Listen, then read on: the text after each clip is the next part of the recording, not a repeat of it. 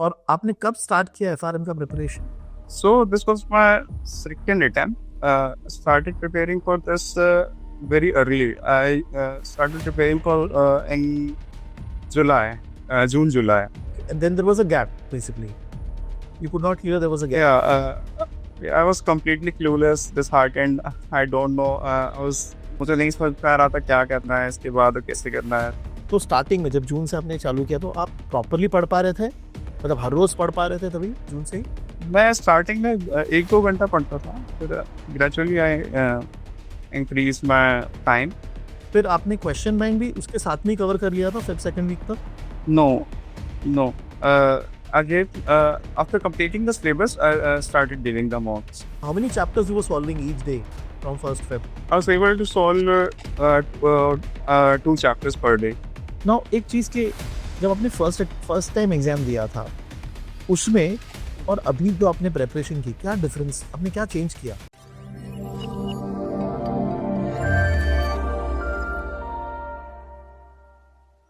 Hello guys, I hope everybody is doing good. Hi, this is Ganesh Nayak. I help finance professionals and students to excel in their career and become a better version of themselves. And I also help students who are preparing for competitive exams in finance.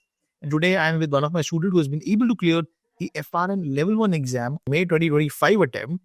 And he's going to be talking about his journey of clearing the exam, what challenges he faced, and how did he manage to clear the exam of FRM Level 1. So we have with us Samir. Hi Samir, thank you very much for taking out time and talking to us. Hi, sir. Thank you so much for having me here. छोटा सा introduction अगर दे सकते हो आपके बारे में कि आपने पहले तो एफआरएम क्यों सोचा करना है एंड सेकेंडली आपने कब उसकी पढ़ाई स्टार्ट की? So when I was in second year of my college, I decided to go for FRM exam. First, पहले मैं CFA देने का सोच रहा था, but CFA में 3 levels होते हैं and it's more time taking than FRM. So मुझे लगा कि FRM would be more easy to give as it has only 2 levels. So I decided to go for it. And मुझे ऐसा लगा कि सिर्फ BCom normal graduation से कुछ भी नहीं होगा. So I need to do something more. So that's why I chose to give FRM exam. Okay. और आपने कब स्टार्ट किया एफआरएम का preparation? So this was my second attempt. Started preparing for this very early. I started preparing for in July, June, July.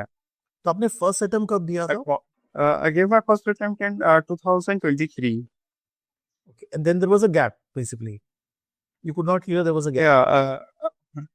Yeah, I was completely clueless, disheartened. I don't know. मुझे नहीं समझ पा रहा था क्या करना है इसके बाद और कैसे करना है. So I joined an internship, a data analyst internship, and I did it for 6 months.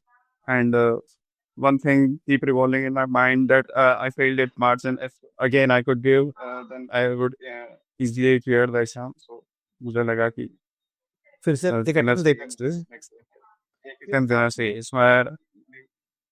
मई के लिए that's the job and started preparing. हाँ, मई 2025 के लिए जो अटेम्प्ट था, आपने पढ़ाई कब स्टार्ट की उसके लिए? I started in June.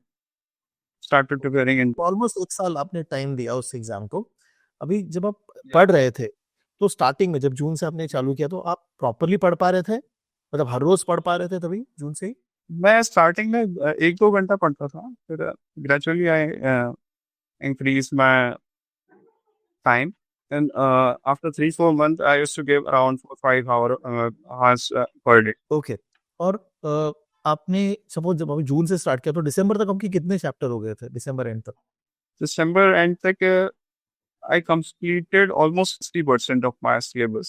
और आपका full I completed my entire syllabus in Feb second week. Feb second week? Yeah. Okay, Feb second week ना? ओके. फिर आपने क्वेश्चन बैंक भी उसके साथ में कवर कर लिया था फेब सेकंड वीक तक? No. Again, after completing the syllabus, I started doing the mocks and all the chapter wise. अच्छा, तो you started in Feb on the question bank? Yeah, I started in Feb first week. From first Feb, I started giving the chapter wise question bank and everything. Okay. How many chapters you were solving each day from first Feb? I was able to solve 2 chapters per day. Okay, so then ठीक है, मतलब you should be able to complete the portion. So when did you complete the solving? In the mid of April, completed the solving. And after that, I solved the entire mocks The full length on the first week of May. full In length. the 7th May, I finished solving all the mocks. So what was the average score you were getting in those mocks? So in my first mock, I scored around 70, and in second mock, I was a bit overconfident, so my score dropped, and I scored 59. And after that, in my third mock, I again scored 67. And in my fourth score, I again scored very low. It was 58. So it was the up and down kind. But this was, did you solve gap sample paper also in this? Yeah, I've solved everything, every graph sample paper. And मैंने आपको phone भी किया था कि sir ये तो सारे similar ही हैं. आपने बोला था कि समीक सारे मत सॉल्व करो, सिर्फ लास्ट वाला अपडेटेड वाला ही सॉल्व करो. तो मैंने पूरे ही सॉल्व कर दिए थे. तो वो लास्ट वाला जो अपडेटेड डबल 2025 का था, उसमें आपको आपका क्या स्कोर आया था गैप सैंपल में? I score 70. Okay, wonderful. बहुत अच्छा स्कोर है एक्चुअली 70. बहुत सारे बच्चे 56, 55 उसी रेंज में रहते हैं. नाउ एक चीज के, जब आपने फर्स्ट टाइम एग्जाम दिया था उसमें और अभी जो आपने प्रिपरेशन की, क्या डिफरेंस, आपने क्या चेंज किया? मैंने मॉक्स पे दिए थे और मैंने रिवीजन नहीं किया था, प्रॉपर रिवीजन नहीं किया था. So in my second attempt, I gave all the mocks, all the gap sample papers. I revised more than 5 times before giving the exam, before going for the exam. Okay. और आपको Revised 5 days. which topic you find was very tough for you? Bond valuation part. And after watching two, three times your lecture, it was easy. It was a bearable. मैं कर ले रहा था सब. Okay. And with respect to the overall journey, okay, what has been the biggest challenge for you in terms of preparing for the exam level 1 का? क्या challenge आ रहा था? एक्चुअली मैं टाइम नहीं मैनेज कर पा रहा था. मैं मतलब मैं डेली कंसिस्टेंटली नहीं पढ़ पा रहा था. कभी मैं 2 घंटे पढ़ लेता था, कभी 4 घंटे, कभी 5 घंटे. इस तरीके से ऐसे कभी ये नहीं, कभी ऐसा भी होता था कि मैंने कोई क्लास की अटेंड नहीं करी, कुछ भी नहीं देखा. इस तरीके से मेरा टाइम मैनेज नहीं पा रहा था. ओके. और फिर जब आपने एक्चुअल एग्जाम में आप गए, on the day of the exam आपने जब सॉल्विंग स्टार्ट किया अभी मे वाले टाइम में, तो कैसा गया आपका फर्स्ट वन? आपका सॉल्विंग का कैसा गया? The question was moderate, not very tough and not very easy, I would say. So मैंने स्टार्टिंग के 20 क्वेश्चन ऐसे थे जो सिर्फ मैंने एलिमिनेट करके सॉल्व किए. मैंने मतलब इजी थे, बहुत टफ नहीं थे. मैंने मैं सिर्फ एलिमिनेट ही किया उसमें फर्स्ट 10 to 20 क्वेश्चन. और उसके बाद मतलब मुझे ऐसा नहीं लगा कि बहुत ज़्यादा टफ है या कुछ भी वैसा. The question was of moderate level. Okay. और कितने थियरी, कितने कैलकुलेशन थे आपके एग्जाम में? I would say 80-20. 20% was practical and 80% was theory. तो 80 जो थियरी थे वो मैनेजेबल थे आपके लिए? आपने अगर टेक्स्ट बुक पढ़ा है अच्छे से? हाँ, आप manageable थे. 25 I was able to do, out of 25 I was able to do 12 and बाकी भी मैंने eliminate करके और थोड़ा सेंस लगा के मैंने कर दिया था. बाकी 75 आप कॉन्फिडेंट थे? बाकी जो 70 मैं मैंने फ्लैग नहीं किए था. मैंने सिर्फ फ्लैग 25 ही किए. पर जो फ्लैग नहीं किए वो उसमें आप कॉन्फिडेंट थे? उसमें हाँ, मैं कॉन्फिडेंट था. ओके. और ओवरऑल एग्जाम में टाइम मैनेजमेंट आपको कुछ प्रॉब्लम लगा? मतलब थोड़ा सा हो पा? मैंने ऐसे किया था कि मैंने बाइफरकेट कर लिया था. मेरा ये प्लानिंग था कि 25 क्वेश्चन मुझे 1 घंटे में करना है, फिर नेक्स्ट 25 क्वेश्चन मुझे 1 घंटे में करना है, फिर ऐसे ऐसे करके मुझे 4 घंटे में पूरे 100 क्वेश्चन अटेंड करने. तो इस तरीके से मेरा मैनेज हो गया था. कोई मुझे चैलेंज दिए हैं. ओके. और ये ऑप्शन एलिमिनेशन आपने यूज किया मतलब इन टर्म्स ऑफ एग्जाम में भी, एक्चुअल एग्जाम में भी आप? हाँ. कर रहे थे टेक?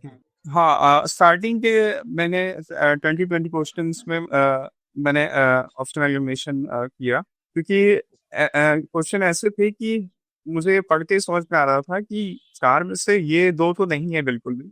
ये 2 हैं, तो इनमें मुझे कन्फ्यूज़न था। तो उसमें मैंने ऑप्शन एलिमिनेशन यूज़ किया। Okay, okay. और अभी जब रिजल्ट आया आपका, आपके क्वार्टर्स क्या आए हैं हर एक बुक में? 1 222 एक्सपेक्ट कर रहा था थोड़ा ज़्यादा, पर मेरा कंपैरेटिवली मतलब देखिए कैसा होता है ना कि आपने एक फर्स्ट अटेम्प्ट दिया, आप नहीं क्लियर कर पाए, तो भाई कॉन्फिडेंस पे भी एक हिट होता है कि अरे मैंने इतना प्रेप किया होगा, मैं टाइम दिया। अभी कैसा लग रहा है after I level? I was neutral, बहुत ज़्यादा मतलब बहुत ज़्यादा खुशी भी नहीं है और बहुत ज़्यादा मतलब मैं न्यूट्रल हूँ बिल्कुल कि क्लियर हो गया मेरा। Finally I am preparing for the level 2। मुझे इस बात की खुशी है कि I am preparing for level 2। अच्छा, और मैं अभी एक क्विक आपको सवाल पूछता हूँ कि अगर आपको कोई पूछ रहा है कि give me 3 tips on how to prepare for FRM level 1, तो क्या होगा आपके हिसाब से? मैं ये बोलूँगा कि स्टार्ट अर्ली, जितना आपके पास टाइम रहेगा आप उतना ज़्यादा पढ़ सकते हो, रिवाइज़ कर सकते हो और उतनी जल्दी सब मॉक सॉल्व कर सकते हो, सारी सॉल्विंग कर सकते हो। और कंसिस्टेंटली अगर कोई भी पढ़ेगा तो FRM is not very level 1 is I would say कि बहुत टफ नहीं है। One can easily take to the exam if he or she can consistently study. बस consistency and start early. Wonderful, wonderful Sameer, thank you very much. I mean ये जो journey है आपकी बहुत सारे स्टूडेंट्स को हेल्प करेगी, बिकॉज बहुत ऐसे बच्चे हैं जो फर्स्ट अटेम्प्ट में नहीं क्लियर कर पाए, तो उनके लिए भी एक मोटिवेशन के लिए किसी ने थोड़ा गैप लिया, लेकिन उसने फिर से प्रॉपरली फ्रेश स्टार्ट किया, फिर फ्रेश प्रॉपर एक प्रेपरेशन किया, कब उसने एग्जाम के लिए पोर्शन कंप्लीट किया, कब क्वेश्चन बैंक किया, वो सब देख के I think so lot of people will get motivated. And thank you again Sameer for taking out time, and I am very sure कि आप लेवल 2 भी निकल जाओगे, वो भी फर्स्ट अटेम्प्ट में। तो best of luck for you on that, thank you again for taking out.